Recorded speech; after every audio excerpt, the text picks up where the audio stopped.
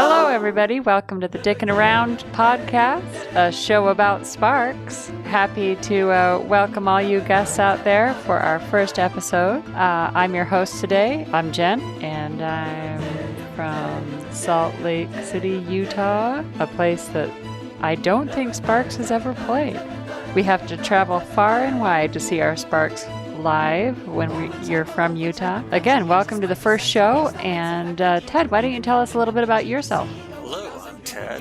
I'm also from Salt Lake City, Utah. I love cats, giant tumblers full of vodka and liqueur, and I love talking about sparks. Let's talk about sparks. We're going to talk about sparks all day, every day. That's unfortunately for our friends and family, it's what we do. So we figured we might as well put it out there on the internet for all the other freaks that enjoy the Sparks duo and know all about it. I think that for our fans out there, we're interested in hearing what you have to say as well. One of the greatest things about being Sparks fans is finding other Sparks fans. Yeah. So this show will be a community effort. We want your input. Yes, absolutely a community effort. We do have people that we hang out with that are lined up to host and to be on the show. They're excited about talking about Sparks just like we are. Today, just in the first episode, Ted and I will discuss our experience of becoming Sparks fans. Because it is always interesting hearing everybody's story about how that happened.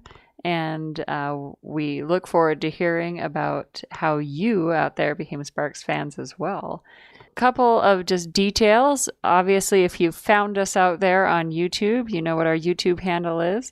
And we'll be taking your comments, suggestions, things that you want us to know, talk about, things that you're going to correct us on, just in the comments in the YouTube video. And I know there's so many people out there that know a lot more than we do and have been following Sparks for years. But we do have some of our favorite videos, links, concert experiences, all those things that we'll be posting as well in the comments.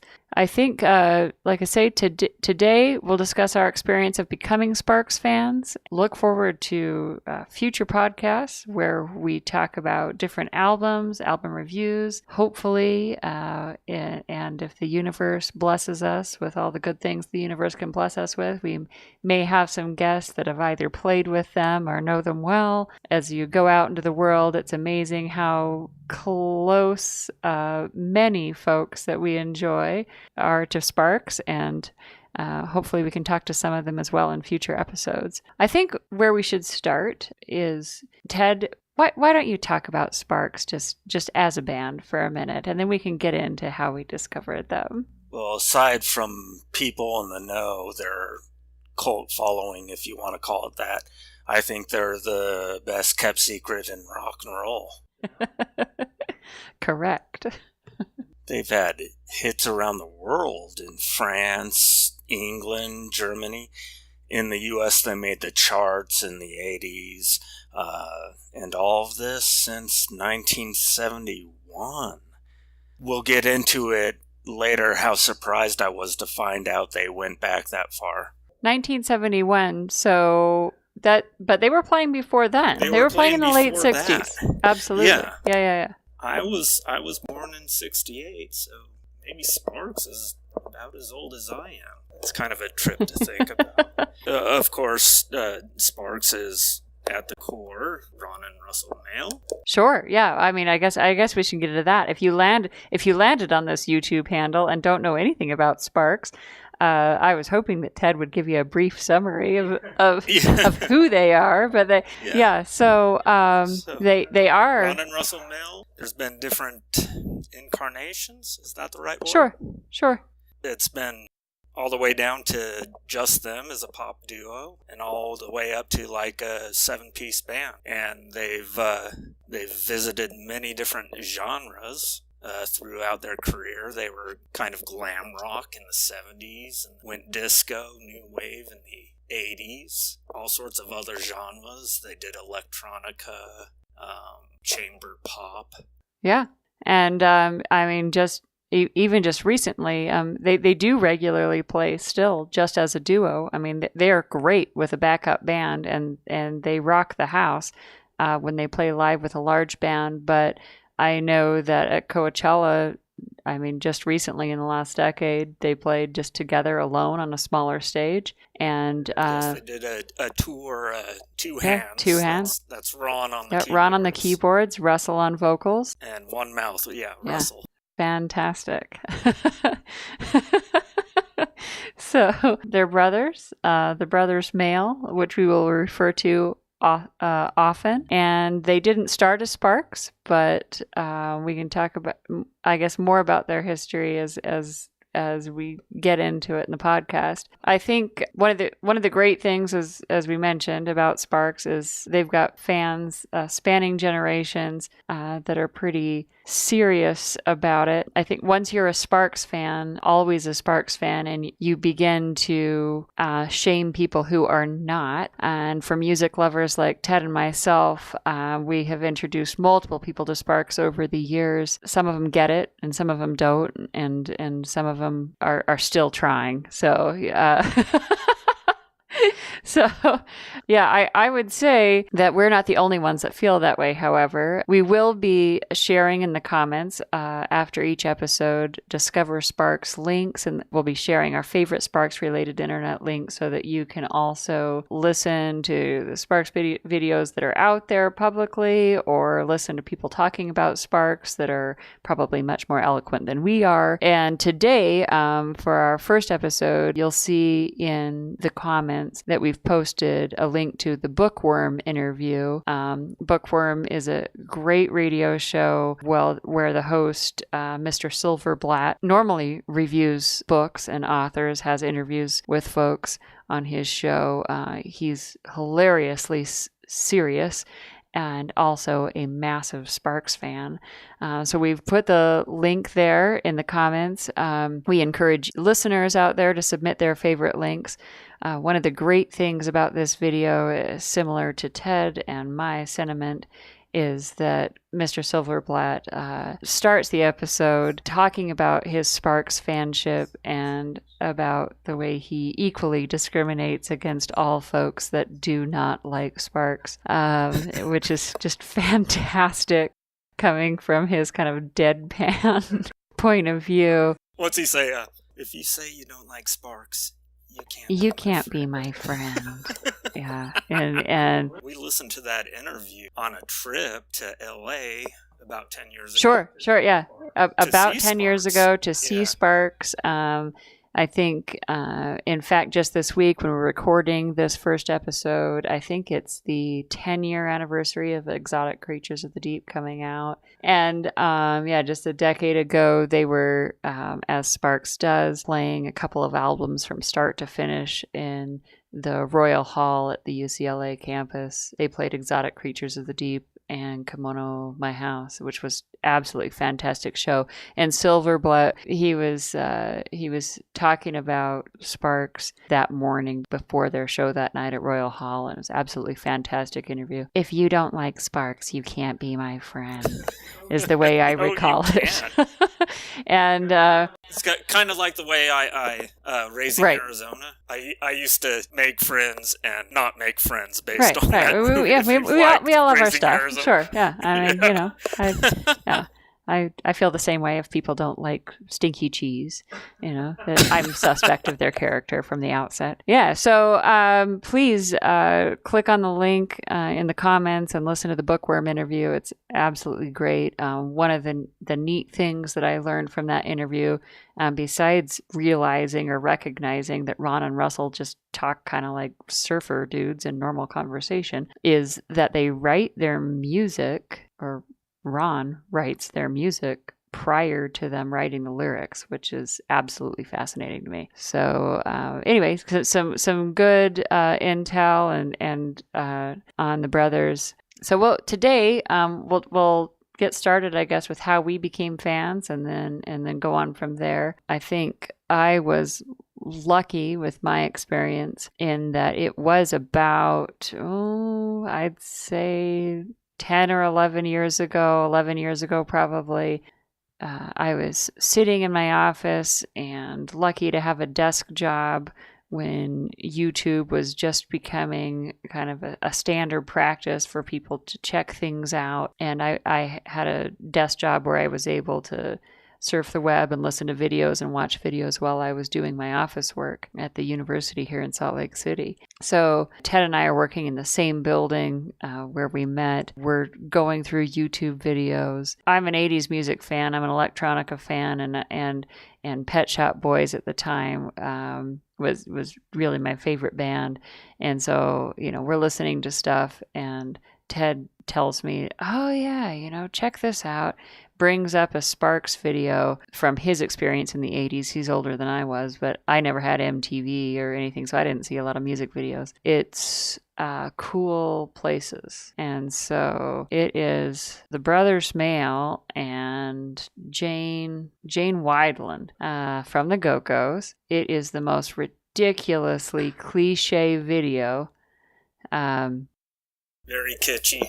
Very kitschy, yeah. And I mean, it is 80s. In your face kitschy. Through and through. And amusing. I mean, I'm laughing my ass off watching this video. Amusing, to say the least. But at the time, I didn't think it was anything special. That I was particularly naive now that I know. But it was like, ha-ha, 80s music. Yeah, ha-ha, 80s music. This was funny. Pet Shop Boys must have ripped these guys off. Was I wrong? But, I mean, the great thing about it, so we watched Cool Places and YouTube suggesting videos that you should see or what's next at the time. I don't remember 10 or 11 years ago how exactly it popped them up on the, on the side of the banner, but many Sparks links and videos start popping up, and we start clicking through and find just gems of stuff from the 70s that are out of this world. I think so we see Cool Places, I'm laughing, and then we click on a video that some sort of British or German TV station type, American Bandstand type show, where they're playing live with fans dancing and their tight pants and crazy hair. And it is not the 80s in this video, but it is some intense stuff. There's like so different than Cool Places. You're going, what in the hell is this band about? Like immediately you're saying, wait a minute,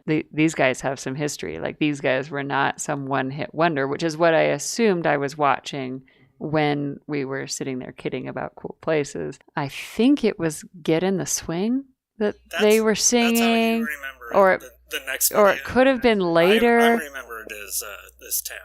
But we went down the rabbit hole.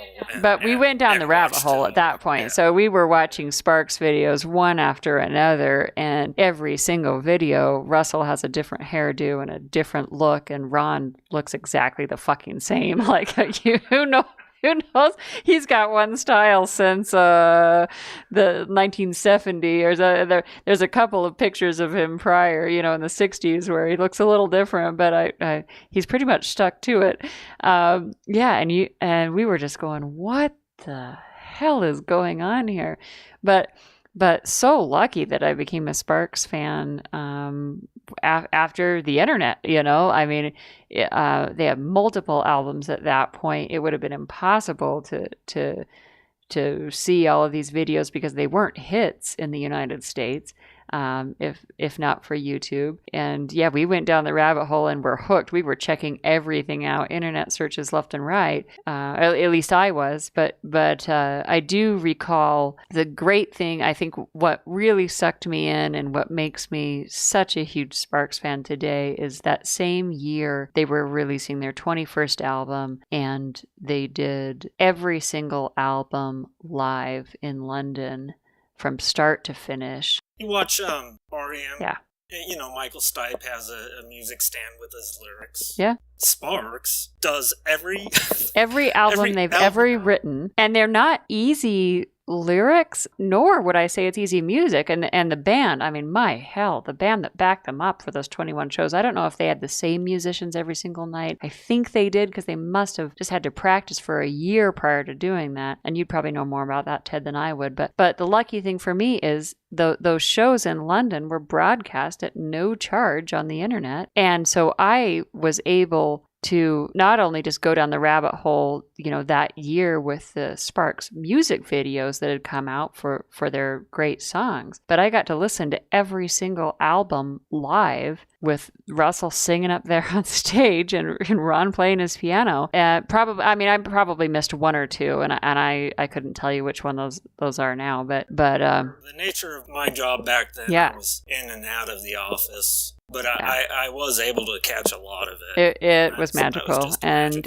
was just hooked from then on, because you learn quickly, if you delve into the Sparks catalog, what an amazing sense of humor they have. Their lyrics are brilliant. The music is brilliant. It's all very different as they move through the decades, if not years. They were writing these albums and setting a precedent for musical style for other bands that came after them. And I think the only, what I remember is really the only scandalous thing that came up in that first year of my Sparks fanship is who did it first, who came first, Queen or Sparks. But yeah, there's two different camps on that debate. Yeah, but just amazing. And since that time, I've been following them.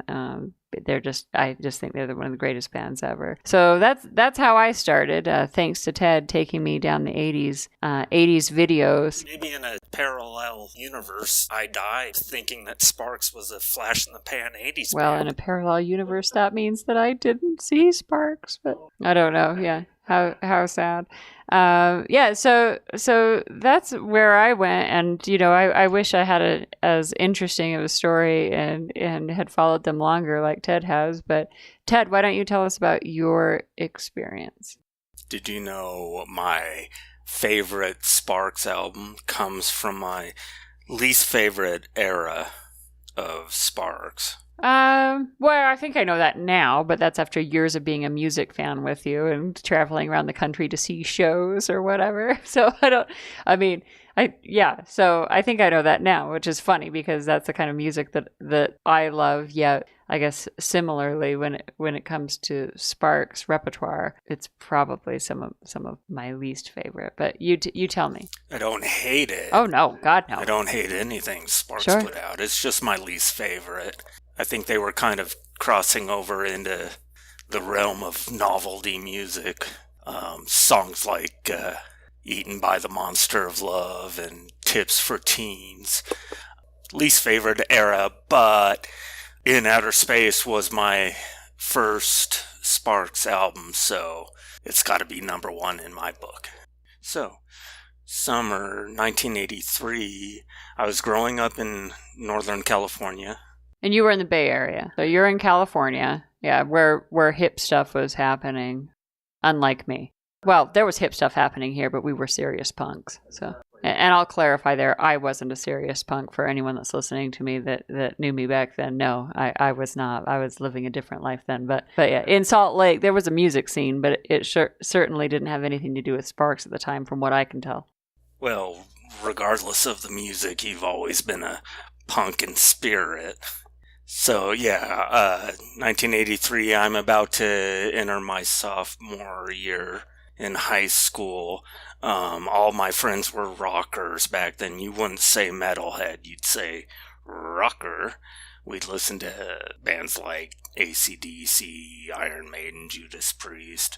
But there was this MTV thing happening, and I got sucked into new wave for reasons unexplained. I really liked Duran Duran. I think I had a man crush on their guitarist, Andy Taylor. So I, quote, went new wave and got myself a sideways haircut. Duran Duran has some great songs, and there's nothing wrong with the sideways haircut, which coincidentally came back with my son at some point. Odd, totally odd, but I guess all styles return. Indeed. So I've got this buddy of mine. He's holding out as a rocker, and he goes down to L.A. that summer, and he comes back kind of on his own terms. He's now punk new wave. He had 2 albums. He had Fear the Record, which was something, but he also had Sparks in Outer Space. And these albums, they were vinyl. They're on vinyl. Vinyl, yeah. Yes. I am just blown away. Blown away by the funny cover or blown away by the music? So you become a fan of the album? That's everything. I used to go to church dances. Us being based in Utah, I bet you, the audience, can guess what church that was. I remember dancing to I Wish I Looked a Little Better. And then the album artwork. One guy's getting hit by a pie, vaudeville style. He's the bunt of the joke. The other guy looks like he's oblivious to it all, like he's guaranteed to get laid within minutes of the photography session. Then there was the Cool Places video that we recorded. You recorded it off of the radio? Or what? We recorded off of VCR. Oh, okay. All right, on like a VCR thing. Yeah, I didn't have MTV growing up, so I didn't know anything about music video. So you're at your friend's house. My buddy had a VCR. Okay. My family was the last to get one. So yes, we recorded. Back then, John Waters, he was on my radar. I had a friend that had a book on cult movies. I'd never seen Pink Flamingos, but I think I recognized Divine in a framed picture in the background. And then there's like kitschy 60s pictures hanging. There's one of Kennedy, and this is all blue screen. So Ron Mel's out. He's out in front of it all, and he's doing his weird dance, and he's performing these amateur magic tricks, and I didn't know how to make sense out of any of it, which made me more and more interested. Cut to Russell and Jane Wideland. So they're dancing, and again, blue screen, so they're dancing against this model train set. Just really bizarre. Yeah. Once you get to know Sparks better, later started to notice the details, which I don't think anything's an accident, but they, just some really strange shit. I also liked Ron Wood back then. Do you know Ron Wood? Bassist Rolling Stones. Me and my friend, we liked Rod Stewart, and he was in Faces with Rod Stewart. My buddy had one of his solo albums, so he was on my radar, and I think there might be a picture of him hanging in the background of the Sparks Cool Places video. Him and his cropped hair. I could be wrong. Maybe it's one of the Bay City Rollers with cropped hair in the picture. I don't know. I used to watch the video and I'd be like, why Ron Wood? What is going on here? Just blew my mind, and I was intrigued. I was intrigued with this band, but, I'm not much of a reader. Yes. Yeah.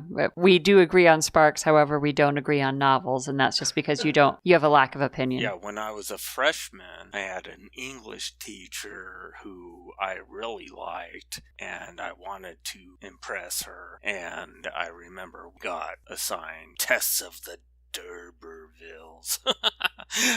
I remember, I'm like, I'm gonna do this, I'm gonna read this book.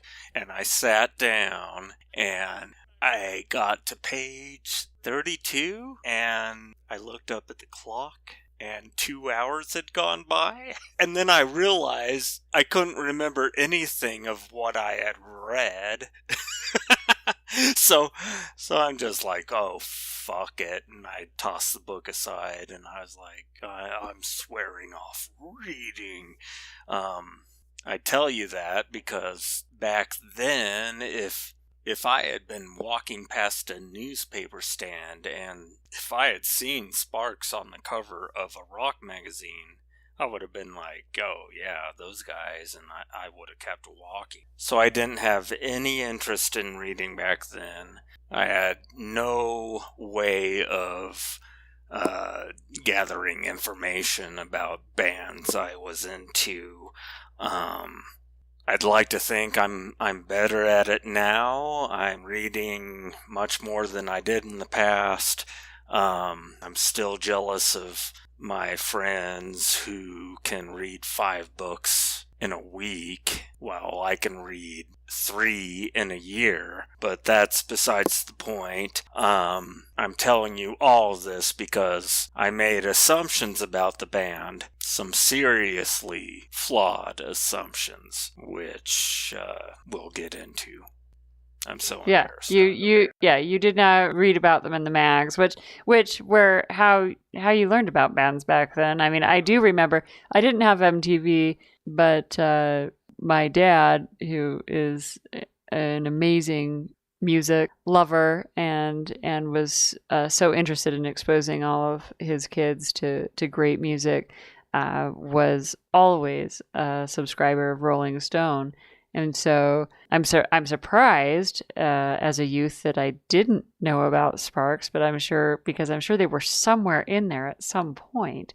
However, we were, that's how you learned about music back then. You didn't look on YouTube. There was no Wikipedia. It was all about, you read the Rolling Stone and you read other magazines. And I'm sure in your neck of the woods compared to Salt Lake, although I guess there were some pretty good mags here and are now still, that's how you found out about bands. I think one funny thing I think about our experience with Sparks, one time when we were on a trip to the Bay Area, we went to, I don't remember the record store's name. Amoeba Records. We bought a couple of albums that day. We bought Queen, Night at the Opera, and I think Eagles of Death Metal Heart On, because those are still 2 of my son's favorite albums. And I think that's what we bought that day, and he was with us. And we're walking out, like we check out, and there's a magazine with Ron and Russell Mael on the cover. And at that point, we're huge Sparks fans, right? So it was like, okay, universe, thank you for that gift. And so get the magazine.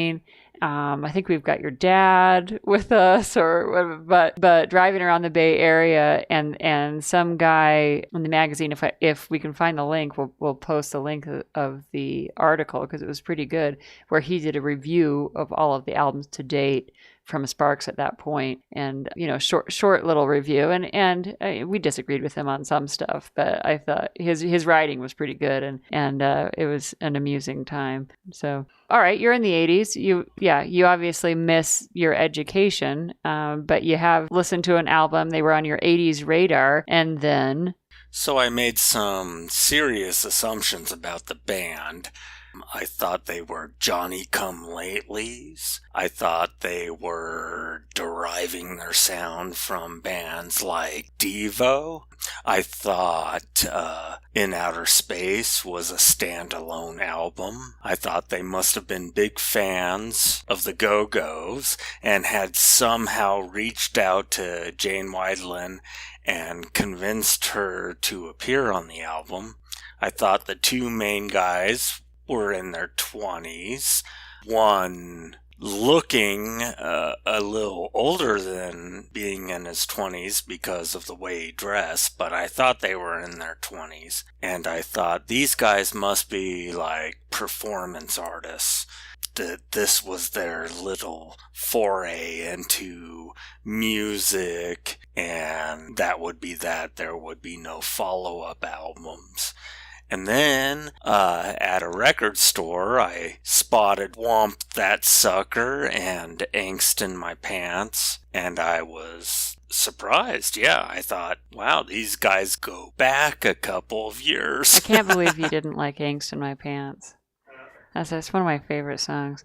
And one of the nice things, living in Salt Lake, we've got this great radio station called KRCL. It's been local radio since I was a kid. funny thing is though, like there's just a couple of DJs that play Sparks, and the only song they play is "Angst in My Pants," which is so frustrating. But I mean, I love it. So whenever Sparks comes on, I'm like, yeah. But I'm like, God, KRCO, get another Sparks album, man. Like, what the hell? Angst in My Pants isn't the only Sparks song. Lust for Life isn't the only Iggy song. But thank you for introducing me to Joseph. God, Joseph.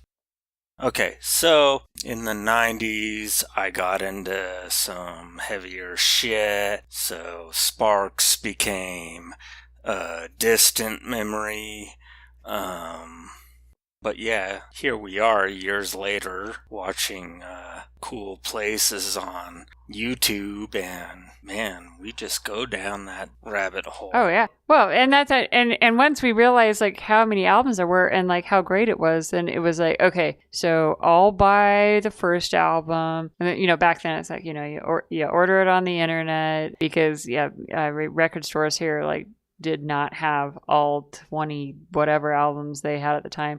So it's like, okay, I'll buy the first album, and then it would get delivered to my house, and then you'd get all pissed because I would listen to it first, and then we'd order the second album, and you know, we did. So I mean, we ended up purchasing every single album that they came out with, and then I mean, not to mention the live shows that eventually when they, I mean, they're kind of like Woody Allen as a director. It was like, okay, every 12 to 18 months, there's something else you got to listen to or go see. And luckily, because they're an American band, they did usually tour at least once a year, or usually do a show in LA. And then, I mean, once you become a fan, you realize, oh, wait, like so many of my favorite musicians, Sparks impacted them or, you know, influenced them in some way. I mean, you read interviews now, and I'm sure I skimmed over this over the years in Rolling Stone or listening to interviews of some of my favorite bands where they talked about Sparks, and now it's like 4 or 5 people that you listen to,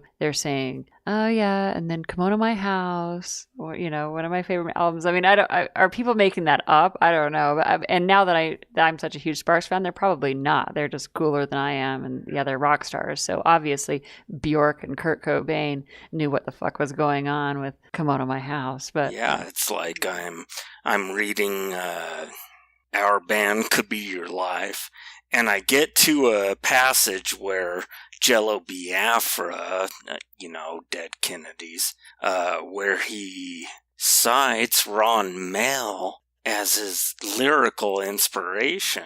I'm always like, what the fuck? When I come across shit like that. And on that note, let me just say, deep inside my brain, there's still this 15-year-old who made all these assumptions about Sparks. And with every new discovery, I'm just overwhelmed. It's just a thrill. I mean, I get on YouTube and here's Keith Moon and Ringo Starr introducing Sparks. I mean, watching Gilmore Girls, and here's Sparks making a cameo. I mean, every time I encounter something like that, it just destroys my 15-year-old brain, and I love that. And I love Sparks. That's what I gotta say about that. Yeah.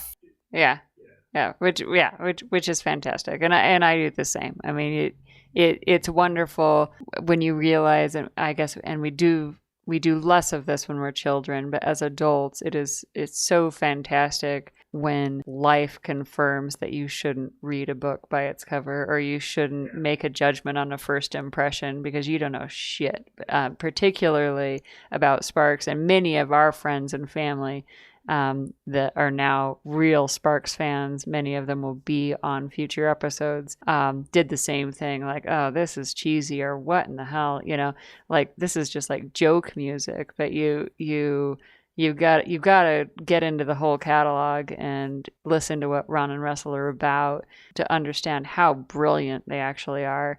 In the next episode, we will be delving into the bios of the Brothers Smale. So we will talk about Ren and Russell's history and how they came to be who they are and came to be one of the most amazing duos of all time. And then on episode 3, I think we'll start album reviews where we will be reviewing their first album where they originally released it as Half Nelson, and then changed it to Sparks after less than a year, right? It released within a year under 2 names. Fantastic album. So we won't be sampling any music. Obviously, we don't want to take anything away from the Brothers Smale on our episodes. We'll post videos that haven't been taken down. But please buy their music. Buy tons of shit from Sparks. We want them to keep doing their routine and continue making music. I mean, obviously they are. I think it's just been the last 3 weeks that we've got a new single out. Buy their stuff. 1 Degree of Spark Separation, which is Dickin Around Sparks podcast trivia. If you are the first to email an answer to dickinaroundsparks@gmail.com, and that's Dickin without a G, you will win a $10 iTunes gift card with which you can use to buy Sparks crap and not crap, which is all of their albums. So, sure. All right, first trivia question on this first Dickin' Around podcast. Just 1 degree of Sparks separation. Sparks and Concrete Blonde. What is the connection, Ted? You actually know the answer and I don't on this one. Yeah, I think you plotted the trivia without me this time, which is okay. But when I'm not hosting, am I allowed to try to give an answer in the comments? No. Oh, shit. Okay. All right, fine. Before we wrap things up, can I give you my ultimate shining example of how Sparks can fuck your brain in half and into 1,000 pieces? It turns out, In Outer Space wasn't my first exposure to Sparks. When I was in junior high, years before In Outer Space, I used to listen to KOME 98.5 FM. Come, stick it in your ear. So I would listen to my favorite DJ, Dennis Erectus, and he'd come on when I was going to bed, so I would record a half hour on my cassette of his radio show, and the next day I would record over what I recorded the night before. My sister and I did that too. We'd tape the radio. Remember, I don't know if it was the top 40, whatever was happening on Sunday. I remember taping our favorite songs, stop, and then, one would start and we'd record it so you'd miss the first 2 seconds, but I didn't record whole programs like you did. We weren't that cool. So. One night, the music was so great. I remember it was, Led Zeppelin, Over the Hills and Far Away. It was Black Sabbath, Heaven and Hell, Cheap Trick, Dream Police, Jim Carroll Band, People Who Died, and, who else? Oh, The Police, Fallout. And I remember all those songs and the bands that played those songs because Dennis Rectus came on and announced all of the artists. Then, towards the end of my 30-minute tape recording, there was a song, and I never got to know who was playing it until many years later. Fast forward to 2007, 2008, somewhere around there. We're collecting Sparks albums. You got the first Sparks, self-titled. So you're listening to it, and I'm your work buddy, and I walk into your office and you've got it on, and I'm like, holy shit, I know this song. So it's like, no way, I know this song. No more Mr. Nice Guys. I'm like, wait a minute, I know this song. I'm like, in your face, I'm like, I know this song. And like, I have to demonstrate. I'm like, he's about to say, the nice guys won't suffice. Fuck. So, anyway, that was a surprise for me. I'm sure there's more in store when it comes to Sparks. So yeah, that I remember that. It was fantastic and great song. Just rocked out. I mean, they rocked out. So those are our Sparks stories. We would love to hear your Sparks experience. Yeah, you can send an audio file, send a written account, send an email in the comments, and we can read that on the show. And of course, as we said at the beginning of the show, please correct us. Obviously, we're just huge fans of Sparks. We don't really know shit. We're not experts. So we do welcome corrections and clarifications when needed. We're always interested in learning from people that have been fans much longer than us. We've met so many cool people at Sparks shows over the years that have been fans, not necessarily from the beginning, but for longer than we have, that travel around to see them.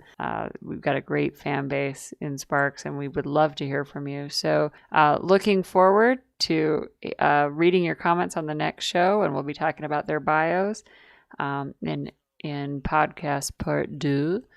And thank you for listening to Dickin' Around. All I do is stick around. All I do is stick around. The sun goes up, the moon goes down. The leaves are green, the leaves are brown. And all I do is stick around. All I do is stick around. The sun goes up, the moon goes down. The leaves are green, the leaves are brown. And all I do is stick around. All I do is stick around. The sun goes up, the moon goes down. The leaves are green, the leaves are brown. And all I do is stick around. All I do is stick around. The sun goes up, the moon goes down. The leaves are green, the leaves are brown. And all I do is stick around.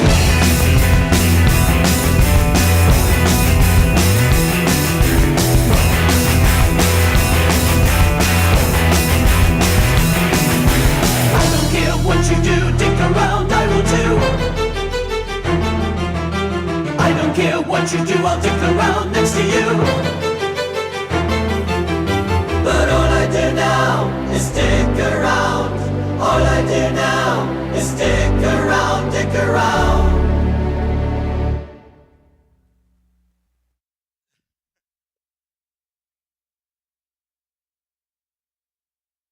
Yes, I called it LaCroix. It's called LaCroix. It rhymes with enjoy. Look, there we go.